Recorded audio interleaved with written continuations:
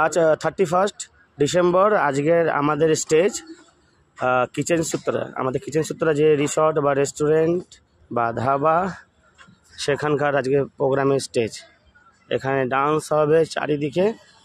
এই টোটাল এই মাঠটা খালি রাখা হয়েছে, এত বড় স্পেসটা শুধু গেস্ট যারা আসবে, হোটেলে যারা ঘুরতে আসবে তাদের ডান্সের জন্য।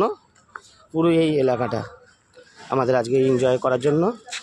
সন্ধ্যা 7টায় শুরু হবে আমাদের প্রোগ্রাম, রাত্রির 1টায় শেষ। 12টার সময় 5 মিনিটের জন্য বন্ধ করা হবে। একদম বিশাল ধামাকা, বোম টোম আছে, ব্লাস্টিং আছে।